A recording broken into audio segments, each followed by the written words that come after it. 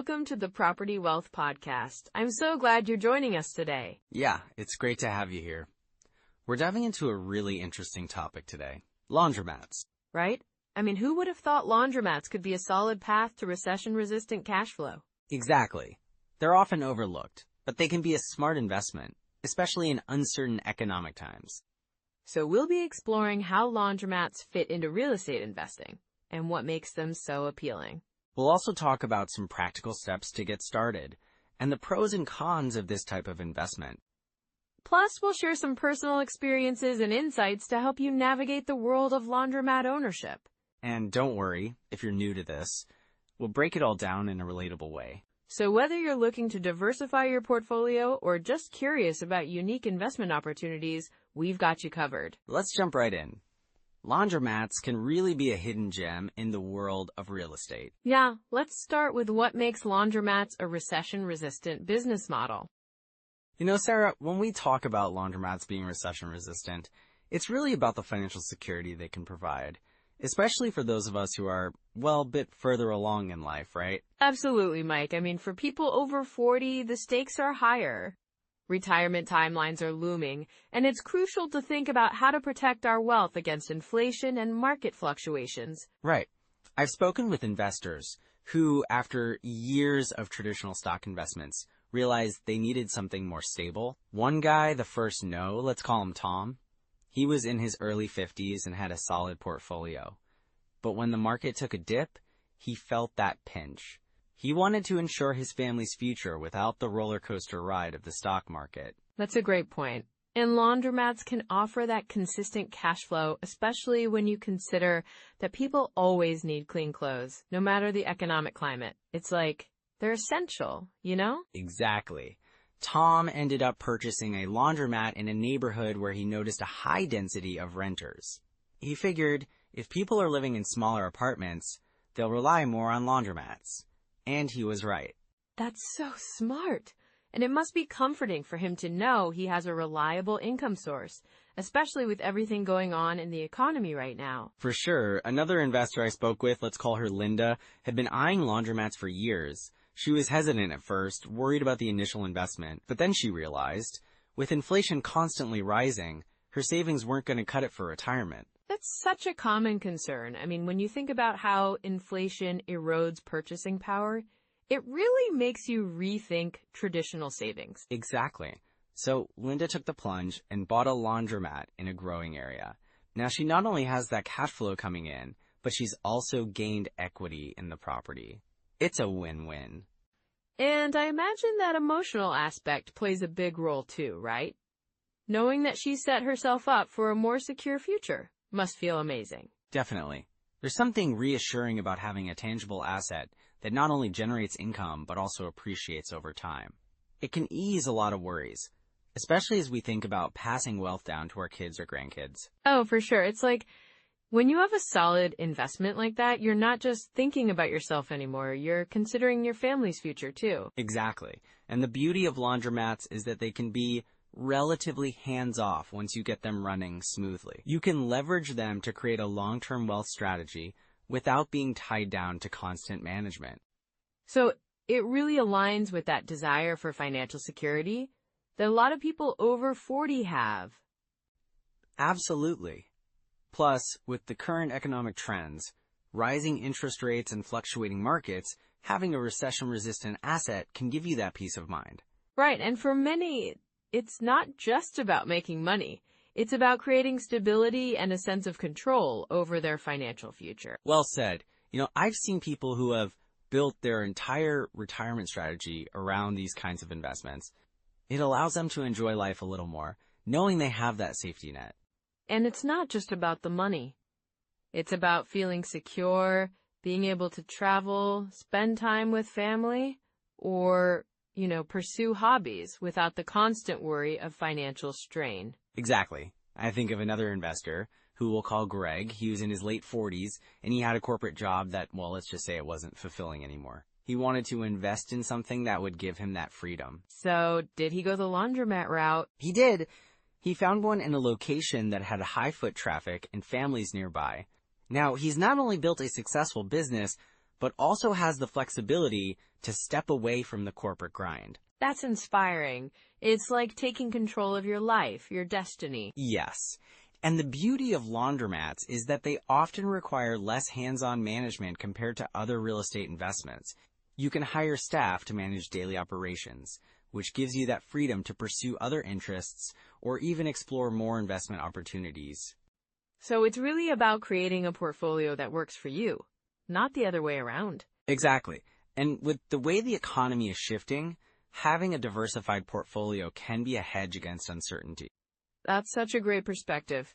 It's all about finding what fits your lifestyle and goals. Right. And as we transition into discussing core strategies, it's important to think about how laundromats can fit into that bigger picture of building long-term wealth. Absolutely. I can't wait to dive into those strategies and share some practical tips for our listeners. Let's do it.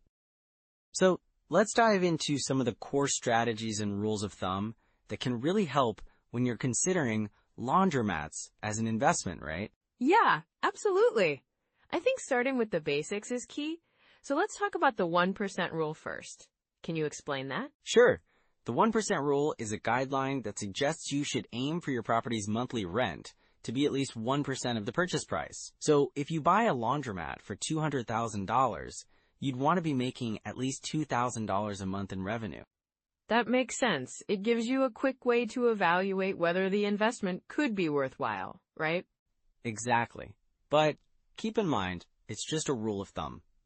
You'll want to consider other factors like location, competition, and operating expenses too. Speaking of expenses, I know you've mentioned the 50% rule before. Can you break that down for us? Sure. The 50% rule is another quick way to estimate your operating expenses. Basically, it suggests that about 50% of your rental income will go towards operating costs, taxes, maintenance, and so on. So if you're bringing in $2,000 a month, you might expect to spend around $1,000 on those costs. That's really helpful. So if you apply both rules, you can quickly see if a laundromat could be a good fit for your portfolio? Yes, and it really helps to narrow down your options quickly. But remember, it's always good to do a deeper dive beyond these rules to get a full picture. Right, like actually looking at the financial statements of the laundromat, right? Exactly. You want to get your hands on things like profit and loss statements, cash flow reports, all that good stuff. Ideally, you want to see consistent income over the last few years. And how about evaluating the location? That must be crucial, especially for a laundromat. Absolutely. Location is everything.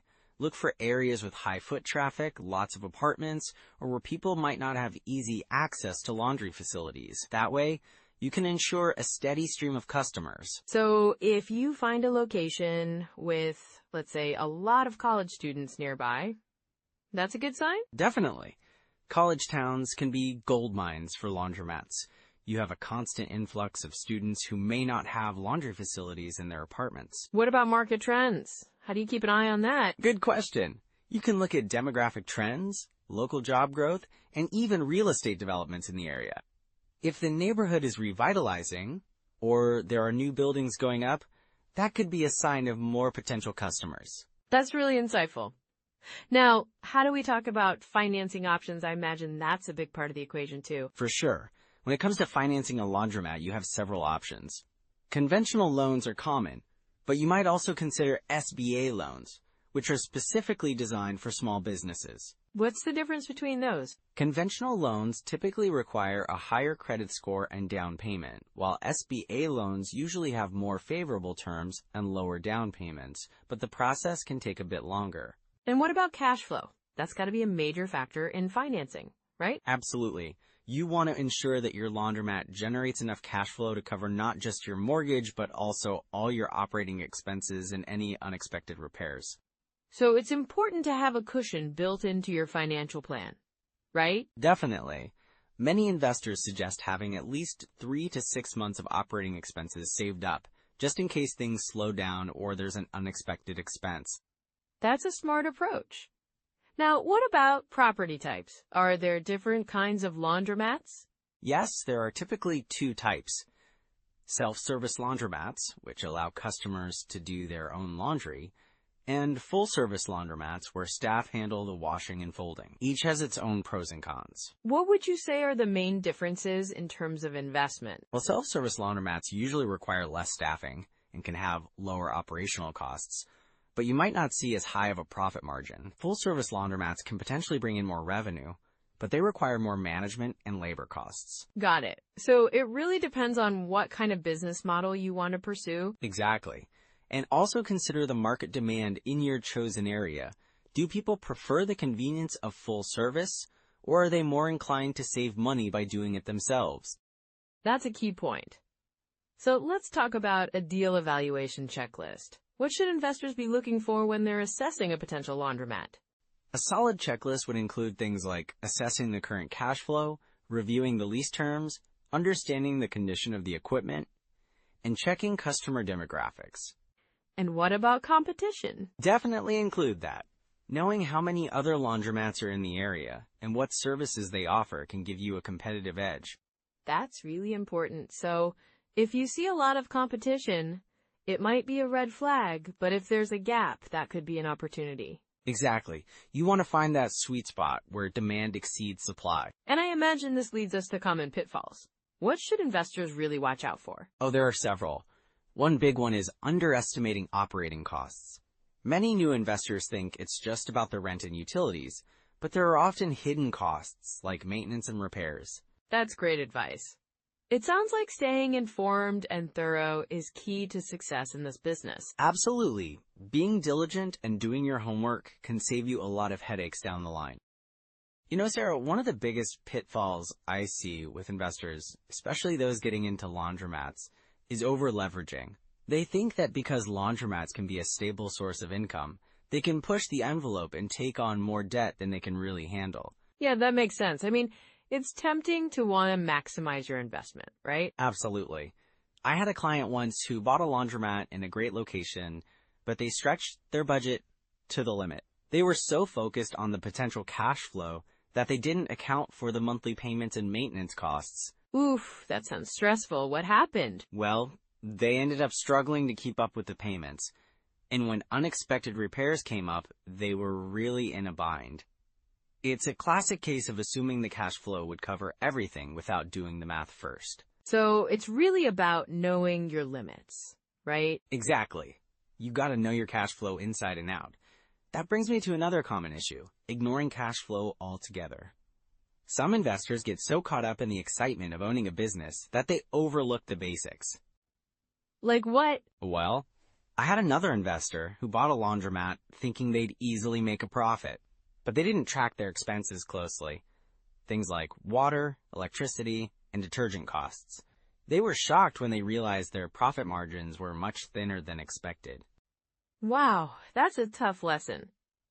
So it's really about keeping an eye on those day-to-day expenses, huh? Absolutely. And then there's the issue of bad tenants. With laundromats, you're often dealing with a lot of foot traffic, and it's important to create a welcoming environment. I've seen places where the owner didn't vet their customers properly, and it led to theft or vandalism. That must be frustrating. It really is. I know of one laundromat that had to close down for a week because of damage caused by a few unruly customers. They didn't have any security measures in place, and that hit their cash flow hard. So it's important to not just think of the business as a passive income source, but to actively manage the environment, right? Exactly. Creating a safe and clean space can deter those issues. And then there's the classic mistake of trying to time the market. Oh, that one's a killer. It really is. I had a friend who waited for the perfect time to buy a laundromat, thinking prices would drop. Meanwhile, the demand surged, and he ended up paying much more than he would have if he'd just acted when he found a solid deal. It's like trying to catch a falling knife, right? Right. Instead of trying to time the market, it's often better to focus on finding a good deal and making it work for you. I guess that's where thorough research comes into play. Exactly. You should always be ready to pull the trigger on a good opportunity when it presents itself. Now, let's talk about hidden costs. Oh, those can be sneaky. They really can. I had a client who bought a laundromat without fully understanding the costs of equipment maintenance. They thought they could just run it as is, but soon enough, they faced major repair bills. That's something people often overlook, isn't it? Definitely. It's crucial to factor in the age and condition of the machines.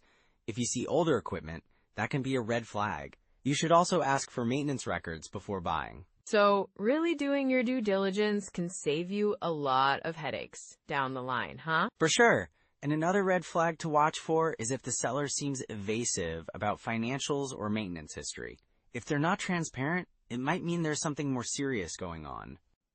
That's good advice. I mean, it's a big investment, and you want to feel confident in your purchase. Exactly. And speaking of confidence, having a solid plan in place before diving in can really help investors avoid these pitfalls. Right, like having a budget that accounts for all these hidden costs and potential repairs. Yes! And also, having a good relationship with suppliers and knowing your local market can make a huge difference. That makes sense. So if someone finds themselves in a tough spot, what can they do to turn things around? Well, first off, it's crucial to reassess your financial situation. Look closely at your cash flow.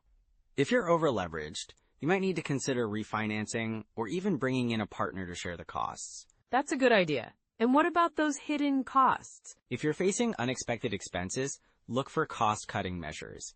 Maybe you can negotiate better deals with suppliers or find ways to streamline operations. So it's really about being proactive? Exactly. And if you've got bad tenants, it might be time to tighten your policies or even consider a new management strategy to create a better environment. Sounds like a lot of work, but definitely doable if you stay on top of things. Absolutely. Just remember, every challenge is an opportunity to learn and grow. Well, Mike, I think this has been super insightful. It's clear that by being aware of these common pitfalls, investors can really set themselves up for success in the laundromat business. Definitely. With the right mindset and preparation, they can build that long-term wealth they're aiming for. So what's next for our listeners? Well, I'd recommend they take a close look at their current investments, assess their strategies, and make sure they're ready to tackle any challenges that come their way. Great advice, Mike. I think that wraps up this discussion nicely. Yeah, let's keep the momentum going and dive into next steps next time. Alright, so let's dive into some immediate steps that our listeners can take to get started with investing in laundromats. Yeah, I think that's super important. Especially for those who might be feeling a little overwhelmed right now, what's the first thing they should do? One of the best things you can do is to start researching your local market. Apps like Zillow are great for checking out property values and rental trends. Just getting familiar with what's out there can really help you understand the landscape. Right, and I imagine looking at similar business models could also give insight into the laundromat market. Absolutely. You can use tools like Rentometer to analyze rental prices in your area, which can be really helpful, especially if you're looking at laundromats and multifamily properties. Seeing how they perform in relation to other rental properties gives you a clearer picture. And I think using the BiggerPockets calculator is another great asset. It can help you crunch the numbers when considering potential deals, right? Exactly. It's a powerful tool for evaluating cash flow, expenses, and potential returns. Just plug in your numbers and see how it shakes out. So once they've done their research and analyzed some numbers, what's next? Networking is key. I'd recommend joining a local real estate meetup or investing group. These communities can provide insights from others who have been in the game longer, and you can learn a lot just by listening to their experiences. Plus, you might even find a mentor through these groups. It's always nice to have someone to guide you. Exactly. And starting small can be part of that journey. Maybe dedicate a little time each week to analyze one deal or business opportunity. Just get in the habit of looking at the numbers. That sounds manageable. What about resources like books or podcasts? Any recommendations? For sure. The E-Myth Revisited by Michael E. Gerber is a fantastic read. It really helps you think about how to systematize your business, which is crucial for laundromats. And I'd also recommend checking out the BiggerPockets podcast for insights from various real estate investors. Those are solid suggestions. And I think it's also important for listeners to understand that there's no rush. You can start where you are and build from there. Exactly. Maybe even set a goal for yourself, like visiting one laundromat per week to learn more about how they operate. Just observing and asking questions can be invaluable. Right, and I think building that habit of continually learning will set them up for success. Definitely. Also, don't forget about local MLS access if you can get it. It can give you an edge in finding properties that may not be listed publicly. That's a great point. It's all about being proactive and staying informed. And remember, the journey might feel daunting at first, but take one step at a time. Celebrate the small wins, like finding a great deal or meeting someone new in the industry. Yes, and it's all about consistency. You know, even dedicating just an hour a week to your real estate education can make a difference over time. Precisely. And keep an eye on local trends too. Understanding economic shifts or changes in your community can provide insights into where to invest next. Absolutely. So we've touched on a lot of practical steps and tools. It's about equipping yourself with the right knowledge and resources. So those are some practical first steps. Now let's bring this all together. Well, Sarah, as we wrap up this episode, I think it's important to highlight some key takeaways from our discussion on laundromats and their potential as a recession-resistant investment. Absolutely, Mike. I mean, first off, we really emphasize that laundromats offer consistent cash flow, even during tough economic times. That's pretty reassuring for anyone looking to diversify their portfolio, right? Right, and then there's the relatively low overhead. Unlike some other businesses, laundromats don't require a ton of staff or inventory, which can help keep those profit margins healthy. Yeah, and we can't forget about the fact that they're often located in neighborhoods with steady demand. People always need to wash clothes, so it's a solid long-term play. Exactly. And I think we also touched on the importance of understanding the local market dynamics. Knowing your community can really make a difference in your success with this kind of investment. So true. Those insights can guide your decisions and help you pick the right spot for your laundromat. It's all about being strategic, right? Definitely. And just to wrap it all up, for anyone out there over 40, building wealth through real estate doesn't have to be daunting. With the right strategies and a bit of courage, you can find the path that works for you. Well said, Mike. And if you found value in today's episode, don't forget to like, subscribe, and share your biggest takeaway or any questions you might have in the comments. And if you know someone over 40 looking to invest in property, send this their way. Yeah, it's all about sharing knowledge and supporting each other on this journey. And speaking of journeys, next time we'll dive into how to find off-market deals in 2026. That's going to be really exciting. I can't wait. It's such a valuable topic for investors. So until next time, take care and keep pushing towards your real estate goals. Bye for now.